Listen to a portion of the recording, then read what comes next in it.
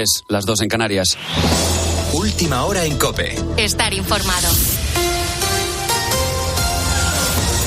Este lunes los diputados empezarán a acercarse al Congreso para recoger las actas que les acreditan como tal. Es un requisito imprescindible para que arranque la legislatura, que ocurrirá el próximo 17 de agosto. Ese día se constituyen oficialmente las Cortes y se da paso a la 15ª legislatura de la democracia. Al día siguiente, el 18, se deberá ir a Zarzuela para informar al rey Felipe VI de la composición del Parlamento y a partir de ese momento el rey se reunirá con los portavoces de todos los grupos parlamentarios. Por lo pronto, Alberto Núñez Feijóo ha dicho que como representante del partido más votado se presentará a esa investidura. Mientras tanto, en el bloque liderado por Sánchez, la clave es Junts, el partido de Puigdemont. Si finalmente apoyan la investidura socialista, la situación provocará más prebendas a Cataluña y consolidará una España con ciudadanos de primera y de segunda. De momento no hay gobierno, aunque se puede intuir, y tampoco gobernabilidad, aunque esta se intuye bastante más difícil que la legislatura anterior. Todo depende, como te digo, del apoyo de Junts. Pero ¿qué va a hacer Puigdemont?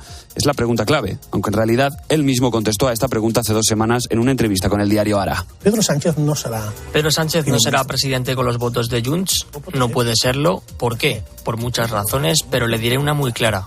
Pedro Sánchez miente e incumple. Con la fuerza de ABC. COPE. Estar informado. Veremos a ver en qué quedan esas conversaciones. De momento nos alejamos de la política para centrarnos en lo que afecta a tu bolsillo. Son días de mucho gasto, viajes, cenas, algún capricho de los que nos privamos el resto del año. De momento hoy vamos a conocer el dato de déficit en España y a ver cómo empezamos agosto en términos hipotecarios. Como te hemos contado en COPE, el Banco Central Europeo ha vuelto a subir los tipos de interés 1/4 de punto hasta el 4,25% y aunque parece que será la última subida, al menos de momento, la consecuencia directa que nos vamos a encontrar es que el Euribor cierre el mes en el 4,15% y eso, una vez más, va a encarecer las hipotecas variables. Pablo Fernández. 256 euros al mes, 372 euros más al año. Es lo que se va a encarecer una hipoteca variable de 150.000 euros a 25 años. Y es que el Euribor ha pasado del 0,99 de hace un año al 4,15% de media. El supervisor volverá a reunirse en septiembre, pero ¿hasta dónde puede llegar el encarecimiento de las hipotecas? Santiago Carbó es el director de estudios financieros de Funcas. Si se queda solo en esta subida, 4,2, 4,25, si hay una más, pues puede acercarse a otros 4,30, 4,40 y si hubiera pues otras 2 más, pues puede superar incluso 4,50, claro. Lo que está claro es que los mayores incrementos ya han pasado y los expertos esperan que la subida se empiece a aflojar a partir de 2024. Y ahora escucha a María, uno de los tantos miles de jóvenes españoles que estos días continúan su camino hacia Lisboa para asistir a la JMJ. Estamos de camino ahora mismo a Braga, unos días que vamos a pasar allí antes de la JMJ y la verdad que estamos todos muy ilusionados y muy emocionados. Los días de JMJ es que, madre mía, va a ser brutal. Estamos todos súper... que no sabemos lo que nos espera, pero sí que sabemos que nos va a llenar el corazón de alegría y de esperanza para el resto de años. Mañana martes arranca en Lisboa la Jornada Mundial de la Juventud, unas jornadas que para muchos jóvenes, como por ejemplo Lola, van a ser las primeras de su vida. Ahora mismo estamos en Tui, en Pontevedra, Galicia. Llegamos justo ayer y estaremos unos días aquí disfrutando antes de ir a Lisboa, que es donde se celebra la Jornada Mundial de la Juventud como tal. Es la primera vez que vengo y sinceramente creo que está siendo una de las mejores experiencias de mi vida. La estoy disfrutando muchísimo y espero que me marque para toda la vida. Más allá de un encuentro de jóvenes cristianos, estas jornadas se alzan como una aventura cultural que muchos amigos van a disfrutar juntos durante varios días y, hombre, en la que se aprovecha también para conocer otras ciudades, como por ejemplo Dani, que ya está preparando todo. En unos días nos vamos ya hacia Lisboa, pero antes de llegar allí vamos a hacer una ruta con diferentes jóvenes de mi parroquia, en la que primero iremos a Salamanca, Ciudad Rodrigo, luego pasaremos por Aveiro, Coimbra y finalmente llegaremos para el encuentro con el Papa el sábado a Lisboa y estaremos allí hasta el lunes.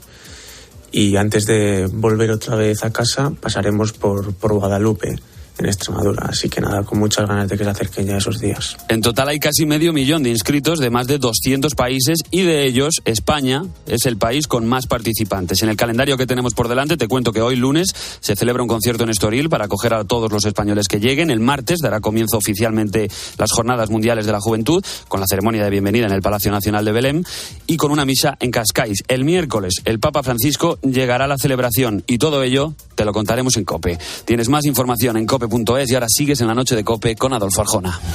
COPE. Estar informado.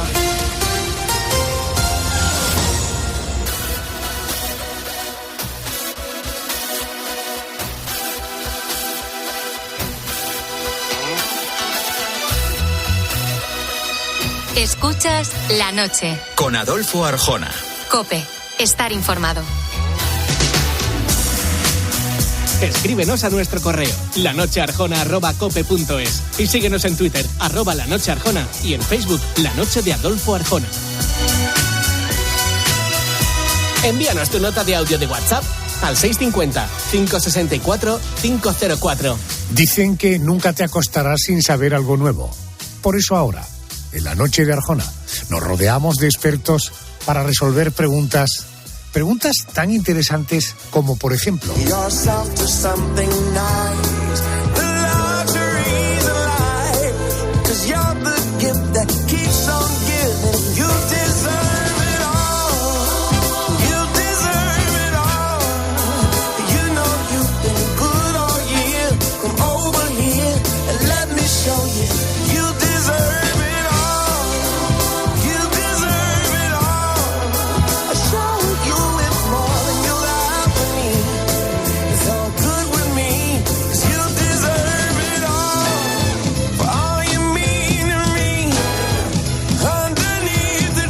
qué bueno es este tío, este John Legend. Suena...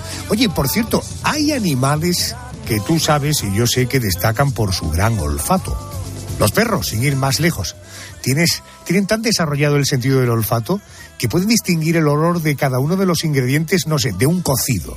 Sin embargo, cuando se meten en el agua, el instinto de supervivencia hace que los animales cierren sus orificios nasales para impedir la entrada del agua.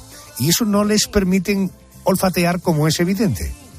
Oiga, ¿hay animales que pueden olfatear debajo del agua? Vamos a preguntar a un especialista. José Tena es doctor en biología marina de la Universidad Católica de Valencia. Profesor Tena, muy buenas noches y bienvenido.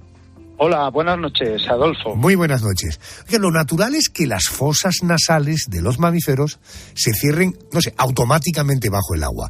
¿Los animales pueden percibir olores de otra forma que no sea por la nariz? Bueno, realmente lo primero que deberíamos de tener claro es lo que entendemos por oler. Porque oler para nosotros, para los seres humanos, en el fondo es detectar unas moléculas volátiles que se encuentran en el aire.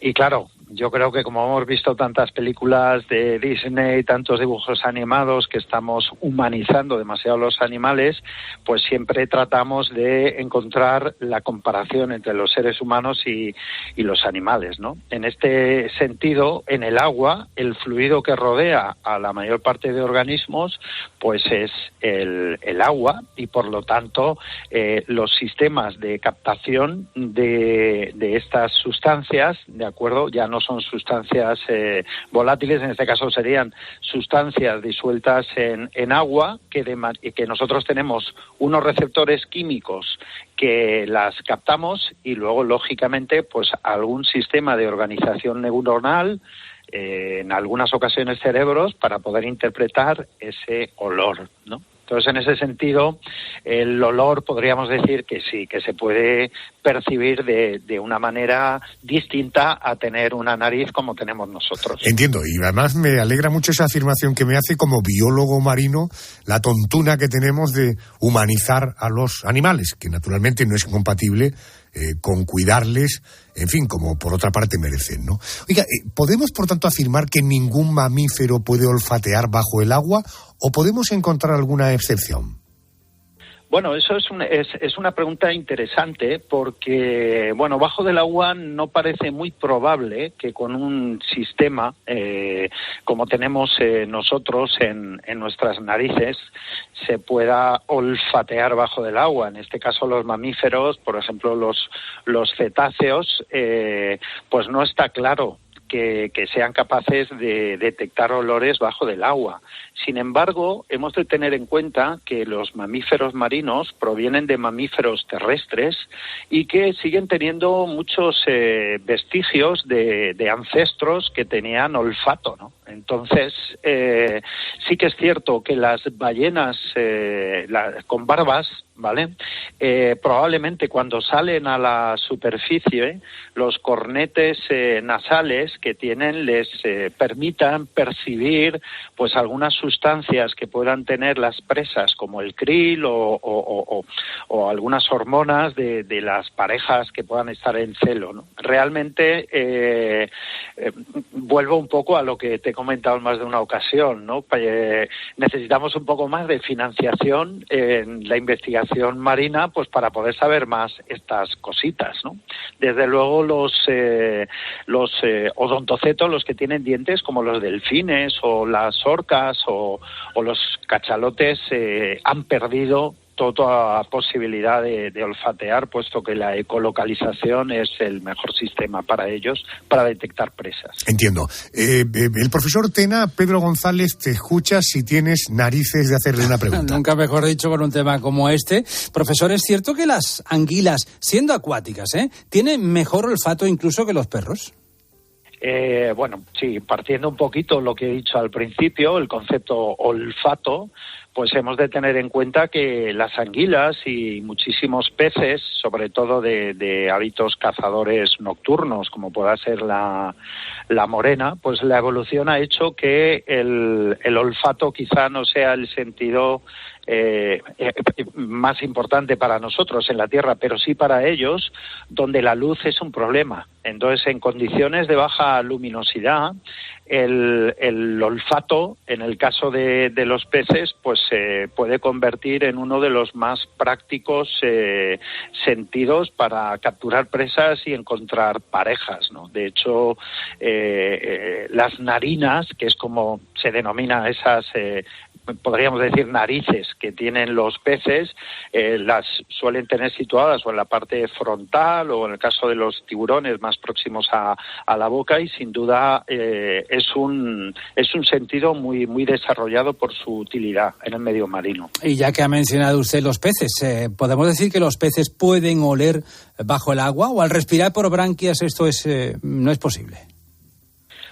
Bueno, pues como hemos comentado, sí, pueden oler, entendiendo que oler es detectar estas sustancias químicas disueltas en el agua. El olfato es un sentido de percepción química, así como, por ejemplo, el oído nos permite percibir el sonido, que es una percepción, en este caso física. Pues bueno, el olfato lo que capta son estas moléculas químicas, ¿no? Entonces los peces tienen un epitelio olfatorio conectado con sus cerebritos, ¿de acuerdo? Y desde luego son muy, muy importantes para la captura de las presas. Profesor Tena, vamos con la última. Alguna vez hemos oído, y seguro que usted también, que los tiburones huelen la sangre. ¿Esto es una forma de hablar o qué hay de cierto en la afirmación de que los tiburones huelen la sangre? Bueno, desde luego cuando hablamos de tiburones, estamos hablando de alrededor de 360 especies de tiburones que hay en el planeta Tierra, ¿no? Entonces, bueno, hay unos que olerán mejor, otros que olerán peor, ¿no? En cualquier caso, sí que es cierto que pueden sentirse atraídos por sustancias químicas disueltas en el agua, y bueno, pues si la sangre está presente, pues desde luego sí que hay experimentos donde se ha podido comprobar que efectivamente hasta 1 milla de distancia, pues algunas especies de tiburones pueden detectar la presencia de gotas de sangre. No de sangre humana, que nunca la reconocen como alimento, y bueno, desde luego yo creo que las películas sí que magnifican mucho esta capacidad o súper desarrollado olfato de los tiburones, que no es lo único que tienen desarrollado. Tienen las ampollas de Lorenzini, que detectan cambios electromagnéticos también, o sea, pero bueno, yo creo que se magnifica demasiado el peligro que pueden suponer los tiburones para los seres humanos, y yo insisto siempre que, al contrario de lo que parece, los seres humanos estamos haciendo muchísimo más daño a los tiburones. Profesor Tena, gracias por atenderme a estas horas, ha sido muy amable, gracias y buenas noches. Nada, a vosotros. Buenas noches, Adolfo.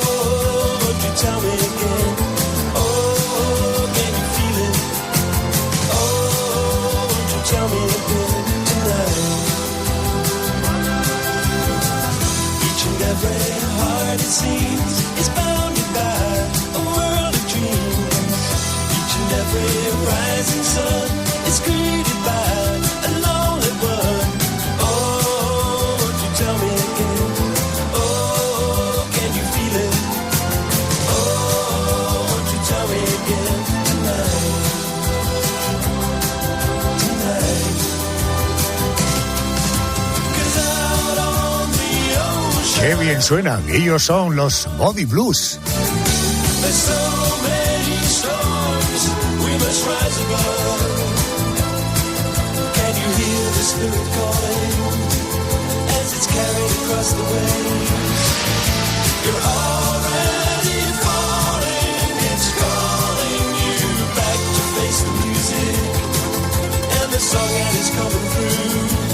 Dicen de ellos que son auténticos depredadores, que un ejemplar adulto puede pesar en torno a 3 kilos y que pueden girar la cabeza 270 grados, que se alimentan de carne, pero también de vegetales, de fruta, incluso de pescado, que su pico es muy potente y que a lo largo de su vida solo tienen una pareja.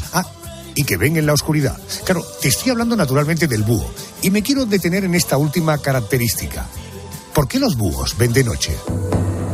Vamos a hablar con un experto, es Luis Lezana, es doctor en ciencias biológicas, profesor de la Universidad de Navarra, es cofundador de Tierra Rapaz, un parque de aves rapaces que se puede visitar en Calahorra, en La Rioja.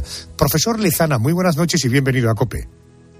Hola, buenas noches a todos los oyentes. Bueno, gracias. Disculpe esta confusión de géneros, pero la Navidad casi que me supera, por tanto aprovecho también para felicitarle la Navidad. Igualmente, y transmitirlo también a todos los que nos escuchan. Gracias. Venimos de hablar de la curiosidad que teníamos de si los peces en el agua beben agua, tanto los de agua salada como marina, y ahora seguimos en el mundo animal hablando de los búhos. Oiga, porque ¿los búhos ven en la oscuridad? Bueno, vamos a ver. Cuando hablamos de la oscuridad, tenemos que decir que tienen mayor facilidad que otras especies de animales para ver en condiciones de baja luminosidad. Correcto, que no es lo mismo que ver, ¿no? Es decir... Claro, no, es que lo que quiero decir es que mucha gente, de manera inconsciente, es normal, se piensa que ven en la completa oscuridad. Bueno, la completa oscuridad no existe.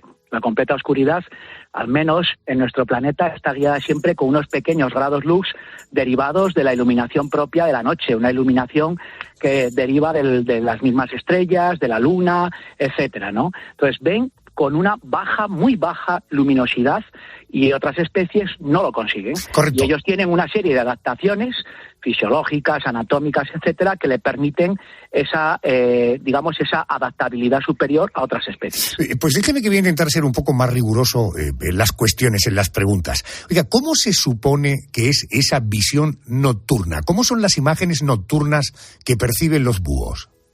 Bueno, mira, los búhos ven lo hacen con una visión binocular. ¿Eso qué quiere decir? Pues que es exactamente como la nuestra. La diferencia en los búhos, hay dos diferencias. Una más pequeña que la otra. La más pequeña respecto a nuestra visión es que ellos ven binocular, es decir, tienen unos ojos frontales cuyo campo de imagen se solapa para poder ver como un depredador todo lo que tienen enfrente. Ellos tienen unos grados, de arco que perciben enfrente suya que llega a ser inferior al nuestro. Y la segunda adaptabilidad más potente es que tienen unas células especializadas que se llaman bastones en la retina. Esas células especializadas son muy sensibles a cualquier tipo de iluminación. mucho más sensibles que las células que nosotros tenemos más desarrolladas en la retina, que son los conos, y que están más especializadas en la coloración gracias a una luz más o menos fuerte. Las rapaces diurnas, por ejemplo, un halcón ve perfectamente y lo ve con una precisión absoluta gracias al desarrollo magnífico de esas células llamadas conos, pero lo ve con luz. En cuanto le quitas la luz, el halcón se queda absolutamente, por decirlo de una manera llana, cegato, ¿no? No ve absolutamente nada. Sin embargo, un búho lo que es lo contrario. Ellos tienen muy pocos conos en la retina y muchísimos más bastones, que son células mucho más sensibles a la luminosidad. Por eso pues, son capaces de captar imágenes en la noche mucho mejor que cualquier otra especie. Vale, apelando a su capacidad de síntesis y sobre todo a su capacidad pedagógica y didáctica, es decir, que le podamos entender, permítame dos preguntas un poco de tercer grado. ¿Cómo es posible que Luis Lezana, doctor en ciencias biológicas, sepa cómo ve un búho? Bueno, porque he vivido junto a ellos toda mi vida, desde los 3 años hasta ahora. Mi padre trabajó con Félix Rodríguez de la Fuente y de ahí viene esa relación con las rapaces. Eso ya desde pequeñito, he estado junto a búhos, me he preguntado continuamente cómo ven, cómo miran, me he preguntado otras muchas cosas, cuestiones biológicas, ¿no? Pero eso ya en la universidad uno adquiere una mayor formación al respecto y es cuando responde a esas preguntas, ¿no?, que a todos nos inquietan cuando amamos a los animales. Luis, una pregunta más. Si al final los ojos con conos, con bastones, los ojos, lo único que son como 2 escaparates por donde entra la luz, y hemos oído aquí a muchos doctores, a muchos neurólogos que nos dice que la interpretación de lo que vemos se produce en el cerebro. En el caso de los animales en general, o hablemos del búho en particular, cuando un búho mira, la interpretación de lo que está viendo, que sea la rama de un árbol, o que sea un ratoncillo, o que sea otro pájaro, es discernir esto que está viendo, también se produce en el cerebro. Se produce en el cerebro, sí. Es una pregunta súper interesante que me cuesta mucho explicar. Mira, acabamos de publicar un artículo en una de las mejores revistas científicas del mundo en comportamiento animal, y es sobre búhos, en concreto sobre lechuzas. Descubrimos algo apasionante, lo hemos hecho con la Universidad de Navarra y la Universidad de Londres, y el descubrimiento es algo impresionante. Entre los días 14 y 17 de la vida de la lechuza común, de nuestras lechuzas que vemos continuamente, las lechuzas ibéricas, se produce la impronta filial, es decir, la lechuza aprende quién es su mamá, quién es su papá, y lo que no ve durante esos 3 días de su desarrollo, aquello que no ve, tiene que huir de ello toda su vida. Esto es algo apasionante, lo digo porque durante el día 12 y 13 de su desarrollo, las lechuzas comienzan a mirar, que no es lo mismo para mí que ver. No sé si me explico. Claramente. Es decir, una cosa es que el sistema ya nervioso del nervio óptico y los nervios del ojo, digamos que ya sean capaces de ser sensibles a los objetos del entorno, ya lo son, pero otra cosa es, como has dicho tú, conseguir alcanzar cerebralmente el concepto de lo que se ve. Y eso lo consiguen a partir del día 14 y 15, hasta el día 17. Y es en ese momento en donde lo primero que ven de verdad a nivel cerebral, o sea, que ya asimilan como imagen, que reconocen, vamos a hablar de reconocimiento de lo que se ve, en ese momento es donde se improntan con sus papás y lo reconocerán toda su vida. Qué bueno, qué fuerte. Desde luego, quien no esté enamorado de la naturaleza, y cuando digo naturaleza hablo de flora y de fauna, yo no lo entiendo. Entiendo que no seas un apasionado, pero que no seas un enamorado. En fin, si hay alguien que está enamorado, en este caso enamorada de la naturaleza, es mi compañera Carmen Cerván, que seguro que tienes alguna curiosidad que resolver con el profesor Lezana. Sí, yo le quería preguntar al profesor, porque preparando esto y vamos a hablar de búhos, ¿no? Pues yo he estado leyendo y he leído que hay unas 250 especies de búhos y de lechuzas. Y claro, como vamos a hablar de la visión, ¿hay alguna especie que tenga mejor visión que las demás? Mira, las especies que mejor visión tienen, porque se adaptan a una mayor cantidad de situaciones posibles, son mucho más adaptables que las otras, son las especies clásicas de búhos reales, que suelen tener todas ellas ojos con el iris anaranjado. En cetrería les llaman los todoterreno, y les llaman los todoterreno porque son capaces de cazar de día y de noche. y tienen una capacidad visual extraordinaria y perfectamente adaptada. Más que otras especies que son más especialistas y que o bien cazan mejor o ven mejor en ambientes totalmente de baja luminosidad, muy oscuros, y otras todo lo contrario. Cuidado, porque decir que los búhos son nocturnos y generalizar es un error tremendo. Hay muchos búhos diurnos y son aquellos normalmente que tienen el iris amarillo. En el color del iris me quiero detener, profesor. ¿El color de los ojos depende de la hora a la que ese búho suele cazar? Absolutamente. Los búhos con ojos amarillos que reflejan una gran cantidad de luz gracias a ese iris que no deja pasar toda la luz que puede asimilar el órgano óptico. Evidentemente son especies que pueden formar imágenes con luz y que cazan de día. Pero imagínate un búho con ojos negros, completamente negros, que los hay, o búhos con ojos marrones muy oscuros. Durante el día absorben tal cantidad de iluminación, ya que el negro es el color que más absorbe la luz, que sería flasheante, no pueden ver prácticamente, y por lo tanto tienen que restringirse a ambientes nocturnos. Y los búhos con ojos anaranjados o rojizos, esos ya son capaces de combinar ambientes más oscuros y más diurnos también, por lo que te decía antes que en cetrería les llaman los todoterreno, ¿no? Porque pueden salir a cazar con ellos tanto de día como de noche. Luis, el búho no mueve los ojos, pero tiene una enorme capacidad para mover el cuello. ¿Esto es así? Es así, completamente cierto. El búho tiene los ojos asentados sobre una especie de huesecillos, esclerótica, en donde están como encajados, vamos a decirlo así, y efectivamente no los mueve. Por ese motivo, el búho también necesita de un giro de cuello extraordinario para poder ver lo que ocurre a su alrededor, puesto que no tiene la capacidad de girar ese glóbulo óptico. Don Luis, gracias, ha sido muy amable. Gracias. Muchas gracias a ustedes. Gracias. I'm invisible, I feel like a ghost. All my friends keep on telling me that this feeling won't last. I can't get no relief, I'm so tired of myself, I swear I'm dead in the eyes. I have nothing to feel no more, I can't even cry. La ola más alta jamás registrada golpeó Alaska en 1958. Superaba los 500 metros. Fíjate, para que te hagas una idea, lo que supuso esta ola en 1958. Las Torres Gemelas medían 541 metros de altura. Pero bueno, este tipo de fenómenos naturales no ocurre solo en países lejanos. Año 1755. Año 1755.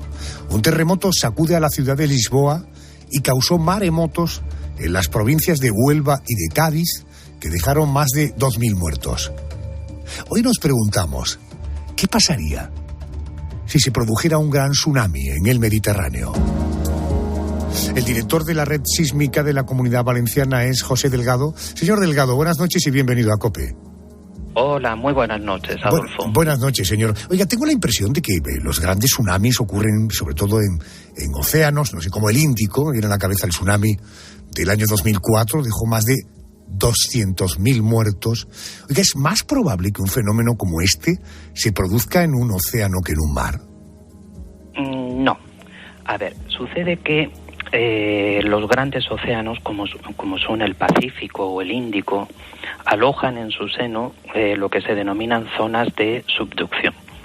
En estas zonas se están produciendo una deformación muy importante de la superficie del planeta, incluso se están destruyendo placas. Como consecuencia de ese proceso se generan terremotos de gran tamaño, de magnitud muy elevada, y esos terremotos debemos pensar que en el fondo se generan porque se rompe la roca. Y al romperse se libera energía, que es el terremoto que percibimos. Pero al romperse la roca se mueven los bloques y empujan el mar. Por eso producen las olas de los tsunamis o maremotos. Entonces, en el Pacífico y en el Índico son, digamos, fenómenos relativamente frecuentes precisamente porque tienen mucha superficie afectada por subducción. En otros mares, pues a lo mejor ese porcentaje de superficie no es tan elevado y por eso da la sensación de que no ocurre. Quiero aprovechar para recordar que la diferencia entre un océano y mar, siendo dos láminas de agua saladas, idénticas, la diferencia es que el océano suele tener mayor extensión y mayor profundidad. Oiga, ¿qué tendría que ocurrir para que hubiera un tsunami en el mar Mediterráneo? Pues lo primero, tenemos que pensar que un tsunami se puede producir por múltiples causas. La más conocida y además la más frecuente es un terremoto de gran tamaño que, como decía antes, mueve el fondo marino y ese fondo marino es el que empuja el agua y desencadena el tsunami. Pero tenemos que pensar que eso sucede exactamente igual si, por ejemplo, colapsa una parte de la costa. Un deslizamiento de un volumen significativo, cuando colapsa, se impacta contra el mar, genera una ola que es también otro tsunami. También puede producirse por volcanes. Una erupción volcánica que sea violenta, que produzca explosiones, puede provocar el colapso de parte del edificio volcánico y eso da lugar también a otro tsunami. La caída de un meteorito, por ejemplo, también podría provocar otro tsunami. Entonces, en el Mediterráneo, cualquier fenómeno como los que he comentado antes, siempre que sea suficientemente energético, podría desencadenar un tsunami. Señor Delgado, casi todas las semanas, Yolanda, mi compañera Yolanda Guirado, nos plantea casos que son prácticamente imposibles que sucedan. De ahí que ella titule su colaboración en esta parte del programa con ¿qué pasaría si? ¿No? Bueno, esta noche no. Digo esto porque en el año 2022 digo que esta noche no, que no es un caso imposible de que pueda suceder. Decía que en el año 2022 la UNESCO dijo que las posibilidades de que en los próximos 30 años, 2022, es decir, hasta 2052, las costas del Mediterráneo podrían sufrir un tsunami casi del 100% de las posibilidades. Oiga, ¿usted está de acuerdo con esta afirmación? A ver, sí, pero tendríamos que añadir con matices. A ver, como decía antes, si asociamos los tsunamis a terremotos, pues obviamente en el Mediterráneo hay zonas en donde se están produciendo terremotos de un tamaño tal que puede generar tsunamis. Pero, a ver, en esos 30 años que se produzca un terremoto que dé lugar a un tsunami, seguro. Ahora, lo que nos estamos preguntando es, ¿ese tsunami tiene que ser catastrófico o no? Porque pensemos, por ejemplo, hace 20 años hubo una serie de terremotos importantes en el norte de Argelia que causaron tsunamis. Pero lo registramos aquí en la península pues como un mar un poquito que se elevaba un poco más de lo normal, centímetros. Esto lo detectaron, por ejemplo, en puertos de Baleares. Entonces, eso sucedió hace 20 años. Se puede repetir perfectamente dentro de 5, de 10 o de 20 años. Otra cosa es si lo que nos estamos preguntando es si va a ser un tsunami catastrófico. Eso ya habría... ahí ya tengo mis dudas. Bueno, yo de todas maneras, como vivo a orillas del Mediterráneo, tengo ya perfectamente definida la ruta cuesta arriba que tengo que coger en caso de que escuche las alarmas. Yolanda, en tu caso tú vives en Sevilla, desde luego no te preocupa que haya un tsunami en el Mediterráneo. En cuanto sevillana y ciudadana de Sevilla, aunque estoy seguro que por solidaridad con todos los que estamos cerca del Mediterráneo, estarías muy preocupada si ocurre. Tan preocupada como curiosa de conocer opiniones de nuestro invitado, del señor Delgado, el director de la red sísmica, sobre este asunto, ¿verdad?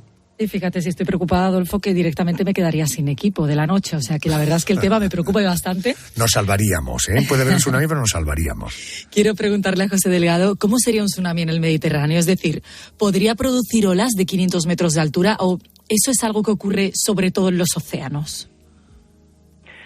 A ver, el dato ese que ha mencionado corresponde a un caso muy concreto que sucedió en mitad del siglo pasado, del siglo XX, en Alaska.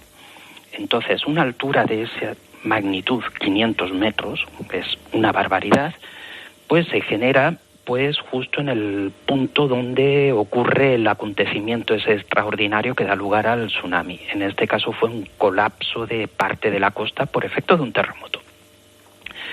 Entonces, que ocurra una cosa así en el Mediterráneo, pues la verdad sería difícil. Podría suceder si tuviéramos pues algún acontecimiento ya extraordinario fuera de lo que es la normalidad, lo que viene, digamos, siendo el registro histórico y demás. Lo que sí sería más común y relativamente frecuente, cuando digo relativamente frecuente, es que pueda ocurrir a lo mejor una vez cada 20 años o cada 30 años, es que sea un tsunami en donde se generen olas de altura centimétrica, decimétrica o en algún caso incluso métrico. ¿Vale? Pero olas de 500 metros históricamente solo se conoce un caso. Entonces, llegar a ese caso tan extremo yo creo que sería extraordinario que sucediera. Y aunque sean olas más cortas, sean olas más pequeñas, dentro del Mediterráneo, ¿cuál es la zona con más riesgo de tsunamis?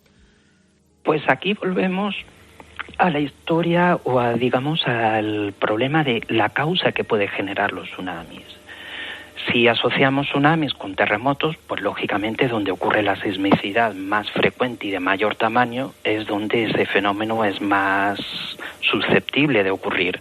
Entonces, en ese sentido, pues tendríamos todo lo que es el Mediterráneo oriental, la zona de Grecia, Turquía, donde los terremotos de magnitud elevada son bastante más frecuentes que, por ejemplo, en el Mediterráneo occidental. Pero luego, si pensamos en las otras causas que pueden generar tsunamis, pues, a ver, donde haya una costa acantilada de gran altura, donde la roca esté suficientemente alterada, rota, y que ocurra, pues, un episodio de lluvias extraordinario, un terremoto, cualquier fenómeno que desencadene la inestabilidad, también podría ocurrir un tsunami. Vamos, menciono esto porque me está viniendo a la cabeza lo que sucedió a finales del siglo XVIII en un pueblecito del sur de Italia, justo. Es un pueblecito que se llama Scilla, que está justo en el extremo de la bota, en la punta de la bota, enfrente de la isla de Sicilia. Hubo un terremoto, el terremoto afectó a una ladera de la costa acantilada que hay justo al lado del pueblo, y la población, al notar el terremoto, pues salió de sus casas y se fue a la costa. Pero minutos después del terremoto, la costa acantilada colapsó y ese colapso generó un maremoto, un tsunami, que ahogó a 1.500 personas. Entonces, aquí, digamos, no es una vinculación directa, aunque la hay, entre el terremoto y el maremoto. ¿Y qué fuerza debería tener un tsunami en el Mediterráneo para que cambiara el mapa europeo? Cambiar el mapa, yo creo que sería más bien para que cambiara la forma de ver de este problema. Yo creo que, a ver, en todos los países todos sabemos que suceden fenómenos extraordinarios, fenómenos adversos, y lo asumimos, y no somos conscientes de que eso en algún momento dado puede golpear a nuestra sociedad. Entonces, recordemos que aquí en España convivimos con una sismicidad que históricamente ha existido, que todos sabemos que está ahí, pero hasta que no ocurrió el terremoto de Lorca, por ejemplo, en 2011, pues como que era algo más ajeno a nosotros. Lo dice el director de la Red Sísmica de la Comunidad de Valencia, el profesor José Delgado. Señor Delgado, gracias, ha sido un auténtico placer. Adolfo, ha sido un placer estar con vosotros. Buenas noches. Él vino en un barco de nombre extranjero, lo encontré en el puerto un anochecer, cuando el blanco faro sobre los veleros su beso de plata dejaba caer. Esta canción y este sonido, ya sabes, que nos retrotrae a tiempo atrás. Cada semana pegamos un repaso. Artistas, grandes artistas que han condicionado en gran medida la cultura popular de nuestro país. Hoy te quiero trasladar hasta diciembre de 1906, pero perdona, escucha qué bonito, escucha. Oh, verde, verde como la albahaca.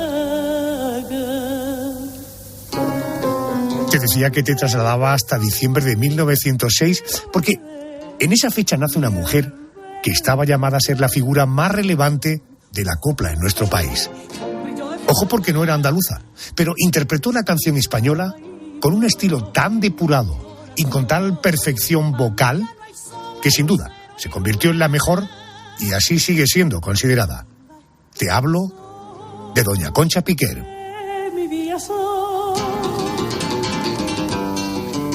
Mi querido José Aguilar, periodista, compañero, muy buenas noches. Muy buenas noches, ¿cómo estáis? Ojo, digo que no es andaluza porque, claro, la copla inmediatamente la relacionamos con el mundo andaluz, con el folclore andaluz, pero estamos hablando de una valenciana que se convierte, sin duda, por la excelencia, es la excelencia en la copla, ¿no? Sí, totalmente, pero yo creo que además en el caso de Concha Piquer tenía una gran facilidad para cantar todo el folclore español, ¿no? Porque eso se vio en sus películas cuando, bueno, pues cantaba otro tipo de canciones y lo hacía fenomenalmente bien. Pero en el caso de la copla, evidentemente, pues reinó y ha sido un punto de referencia para todas las generaciones que han venido después, ¿no? De hecho, nadie le quita ese Doña Concha porque está reinando y sigue reinando. Y mira que han pasado décadas desde que se retiró y desde que ha desaparecido, claro. José, la dicción, la técnica, la voz, pero estarás de acuerdo conmigo que coincidir con los mejores compositores del momento también debió influir mucho en su éxito, ¿no? Hombre, evidentemente que Quintero, León, Quiroga, pues trabajaran con ella y para ella, pues evidentemente le hicieron unas canciones absolutamente maravillosas. Pero yo creo que no solamente esas letras y esas canciones fueron el secreto del éxito, sino su manera de interpretarlas, porque ella tenía un background, un bagaje muy importante que traía de América, y yo creo que lo supo transmitir a la copla, y eso fue lo que la hizo realmente grande. Ya me contabas la semana pasada y la anterior, hablamos de Lola Flores, de Imperio Argentina, hoy hablamos de doña Concha Piquer. Todas empiezan muy jovencitas, ella lo hace con 11 años, pero ojo, no digo con 11 años, tiempo después, fue pionera en triunfar en Estados Unidos, estuvo cantando en Broadway, sí, en Broadway. Durante más de 5 años estuvo poniendo el cartel de No hay billete. ¿Cómo surge aquella oportunidad y qué supuso para ella la aventura americana? Bueno, pues la verdad es que el maestro Penella se la llevó porque tenía allí, una obra para estrenar, el Gato Montés, y se la llevó a ella, y ella triunfó con un pequeño número que se llamaba El Florero, y fue tal el impacto de Concha con apenas 14 años en Broadway que realmente le hicieron un contrato importantísimo para 5 años y no paró de triunfar. Aprendió enseguida inglés, hizo unos trabajos absolutamente extraordinarios y aprendió mucho porque Concha era una esponja a nivel artístico y imagínate de lo que estaba rodeada en ese momento. Entonces eso la marcó profundamente y para siempre. Fíjate que estás hablando de que ella es una esponja que está en el mercado americano. Supongo que allí aprende el valor de la competencia, el sacrificio, el riesgo, la excelencia. Dicen que allí aprendió la disciplina que luego aplicó como empresaria. ¿Realmente era tan dura y tan estricta como cuentan? Bueno, pues yo creo que sí, porque incluso yo ya no la pude conocer porque yo era un adolescente cuando falleció, pero he conocido mucho a Concha Márquez Piquer y ella me lo decía siempre que su madre era, muy estricta porque era muy perfeccionista y quería que sus espectáculos fueran perfectos y traía a todo el mundo, mártir en el sentido de que vigilaba absolutamente todo y sí era verdad porque ella aspiraba a la perfección y eso en el mundo del espectáculo es muy difícil y tiene que ser muy riguroso y parece que así era. Ella cuando vuelve de las Américas, aquí en España ya la consideraban una artista consagrada y por tanto con el reconocimiento a una estrella que a partir de ese momento era una estrella internacional. No creas que tanto. Ella tuvo que empezar, no te diré de cero, pero le costó bastante todavía los primeros años, incluso cuando en el primer espectáculo que hizo, que cantaba algunas canciones en inglés y todo, tuvo unas críticas bastante malas, pero ya poco a poco el público español fue entrando, y sobre todo la crítica, que le costó más entender aquello, pero al final claudicaron ante la categoría y la manera de decir de Concha Piquer, Conchita en aquellos momentos. Él vino en un barco. Su última actuación fue en 1958. Ella siguió grabando discos, hubo alguna reaparición allá por la década de los 60. ¿Que hay de cierto que en algún momento trascendió el hecho de que llegó a perder la voz? No, exactamente perder la voz no. Lo que tuvo fue en una actuación en Isla Cristina, ella se sintió que no estaba cómoda con su voz, que no era la misma, pero simplemente porque había pasado una gira larguísima y su voz se resintió un poquito, pero ella dijo que con la voz así, que ella no quería cantar, que ella tenía un nivel y que no iba a bajar de ahí. Fíjate si otras estrellas y artistas pues han trabajado hasta el último momento, y ella podría haberlo hecho, pero ella era tan perfeccionista que dijo hasta aquí, y prácticamente hasta allí fue su recorrido. Eso es un rasgo claramente de su personalidad, ¿eh? No estoy al 100% en Isla Correcto. Cristina, en la provincia de Huelva. Cristina, que no estaba en el Teatro Real, en fin, el público de Isla Cristina merece naturalmente el top. Y ella lo entendió así, ¿no? Estoy en Isla Cristina, en la provincia de Huelva, no estoy arriba del todo. La gente no ha pagado para verme dando este nivel de calidad, por tanto, eso define claramente al personaje, ¿eh? Totalmente, y además piensa que estamos hablando de una mujer con poco más de 50 años, que estaba todavía en plenitud, pero ella dijo que si no podía ser la número uno, si alguien podía cuestionarla, ella no quería estar encima de un escenario. Oye, ¿sabes a qué se debe aquello de viajan más que el baúl de la Piquer? Hombre, claro, por supuesto. Imagínate con las giras que hacía Concha Piquer por América, que a veces estaba 3 años sin regresar a España, haciendo todo el continente americano sin descanso, y con unas giras larguísimas y con tantos y tantos baúles con su nombre, que viajaban desesperadamente en aviones y barcos de un país a otro. Qué bueno. Doña Concha Piquer. Ella fallece en diciembre del año 1990. Hay centenares de anécdotas, de historias que puedes encontrar de ella y de las grandes divas del folclore de nuestro país en un libro. Azúcar, canela y clavo, mis divas folclóricas. Lo firma José Aguilar. Ya tenemos nuestra entrada para entrar en el maravilloso mundo de Hollywood. Déjame que te hable de una boda de 2 estrellas de cine que tuvieron que unirse a escondidas para evitar las represalias de la industria en la que trabajaban. Ella es Rita Hayworth, él es Orson Welles. Se casaron el 7 de septiembre de 1943. Ojo que lo hicieron por sorpresa y de un modo casi clandestino. Su relación, llena de amor, de rupturas, de abusos, de poder, de proyectos inacabados y de enormes enfermedades. Estar casada con un periodista es peor que con un marido. ¿Le has contado por qué estoy aquí? Agárrese al sombrero, señor Farrell. Juan Tejero, buenas noches. Buenas noches. Periodista, escritor, crítico de cine, 2 grandes. Orson Welles, enorme, y Rita Hayworth. Orson Welles estaba rodando en Brasil, tengo entendido. Vio una foto de Rita Hayworth y él tomó la decisión de casarse con ella. Sí. ¿Así? Quedó absolutamente seducido por esa imagen tremenda que tenía Rita Hayworth en aquella época. Y Orson Welles era el típico genio al que nada se le resiste, y sobre todo él no puede permitir que nada se oponga a sus deseos. Él era un ser de esos que se dicen más grandes que la vida, con un apetito inmenso, tanto por la comida como por el sexo, todos los placeres terrenales, la bebida, y era un hombre con un magnetismo tremendo. Tú te sentabas, decían, con Orson Welles y era imposible que no te dejaras cautivar por él.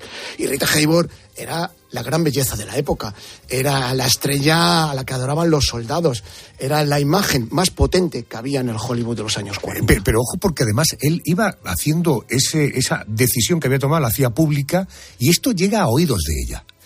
Sí. Y ella, pues bueno, no hace ascos a la propuesta, se conocen y ella queda cautivada por ese personaje y ese talento tan inmenso que tenía. Más todavía era un Orson Welles delgado, era un Orson Welles atractivo, porque la mayoría tenemos la imagen de Orson Welles ya mayor, con barbas, pesando 100 y pico kilos y que parece imposible que en algún momento ese fuera un hombre atractivo, pero lo era y bastante a principios de los años 40. Y bueno, ambos quedan cautivados. Decía yo al principio que lo tuvieron que hacer, la boda a escondidas. ¿Eso por qué ocurrió? Bueno, Rita Hayworth era el bien más preciado que tenía la Columbia en aquel momento, que era el estudio con menos estrellas y con el jefe más odioso que se podía tener, el magnate Harry Cohn. Era un ser absolutamente despreciable, tiránico, y que no quería que nada perturbara a su gran estrella.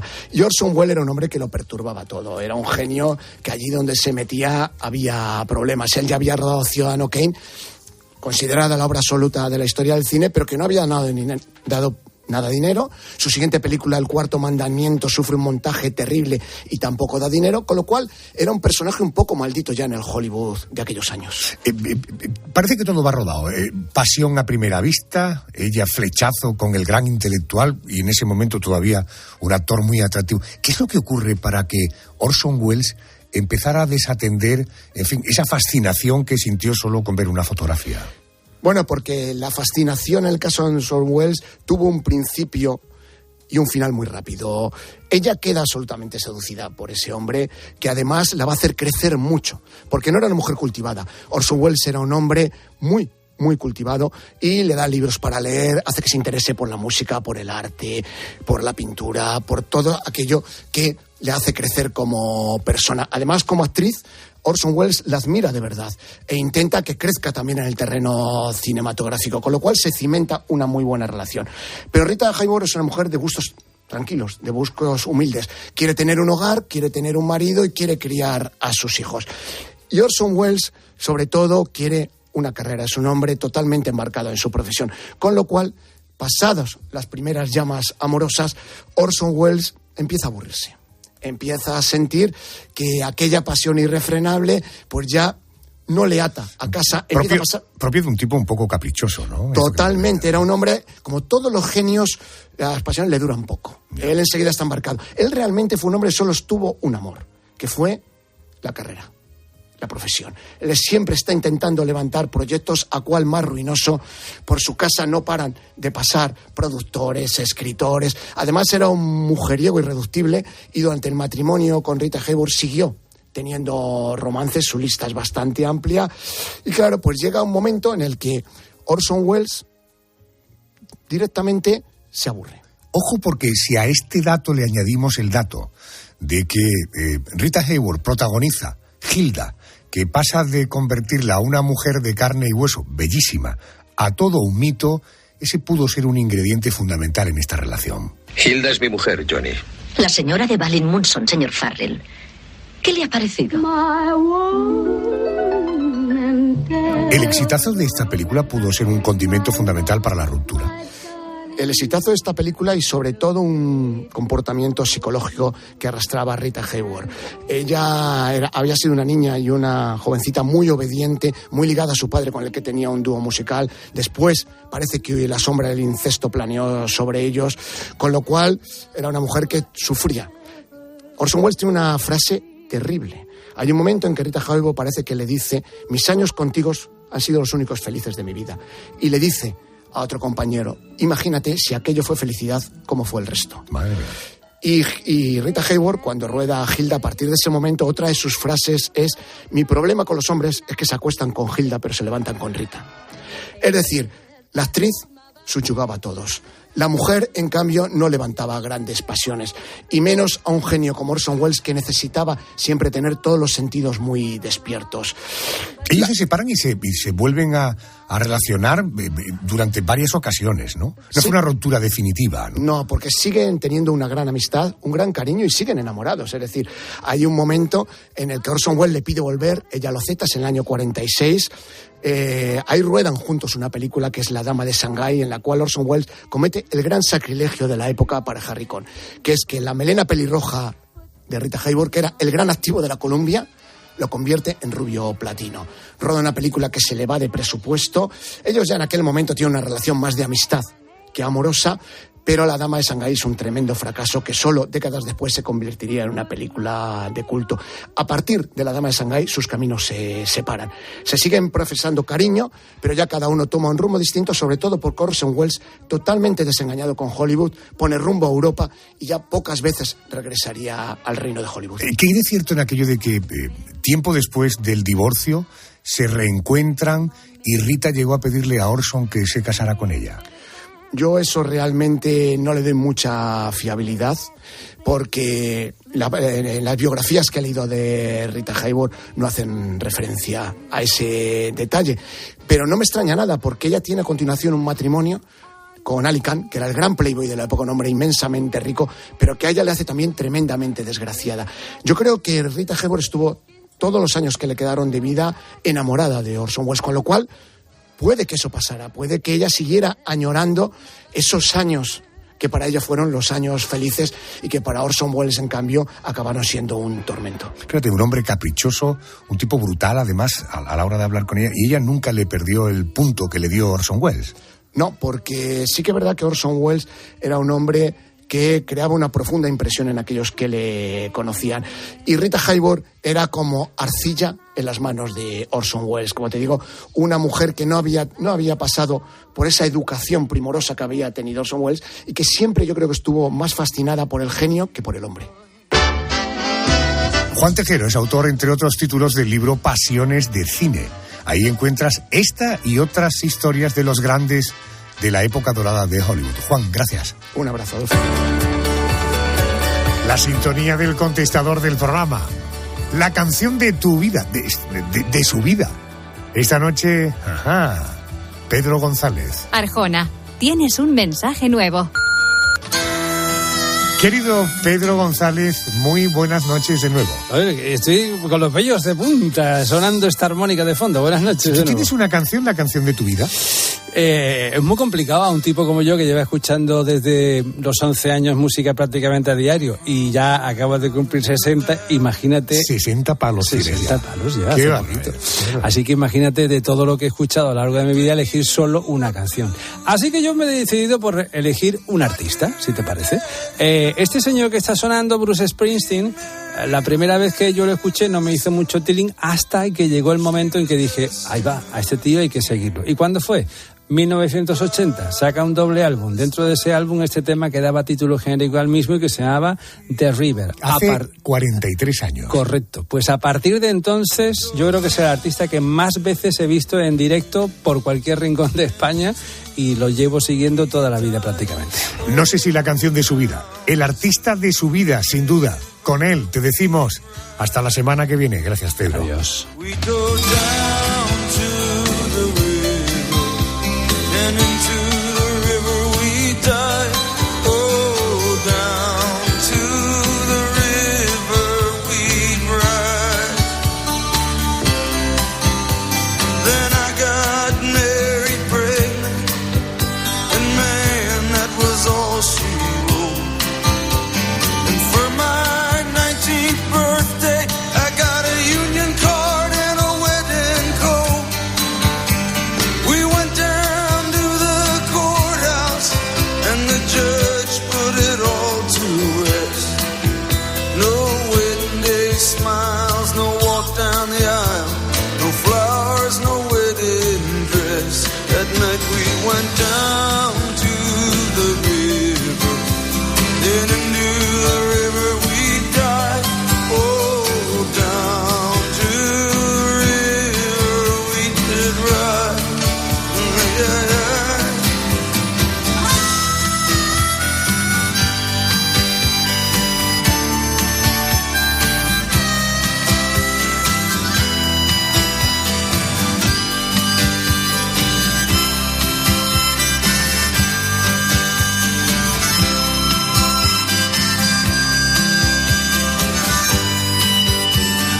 Adolfo Arjona. La noche. COPE. estar informado. Solo Carlos Herrera pone su mirada en aquello que tienes que conocer. Es un escenario que me lleva de nuevo al año 93 y de nuevo un poco al año 96. Victoria amarga, derrota dulce, pero lo cierto es que deja un panorama. ¿Qué opciones hay ahora mismo vistos los resultados? Para comenzar el día bien informado, despierta con Carlos Herrera. Desde las 6 de la mañana todo pasa en Herrera en COPE. ¿Y ahora qué? Ahora, Máster Universitario en Radio COPE, organizado por la Fundación COPE y por la Universidad San Pablo CEU, con un año de prácticas remuneradas. Porque la radio en la que crees es la radio que te forma como periodista 360. En audio, video podcast, redes sociales, web, junto a los líderes de la radio española. De las muchas cosas que tenemos que hablar. Yo te voy a contar los hechos, cómo está ocurriendo. ¿Quién calienta para entrar a la segunda parte? Sí. Máster Universitario en Radio COPE. La radio en la que crees es la radio que te hará crecer. Infórmate en fundacioncope.com y en el 91 828 39 30.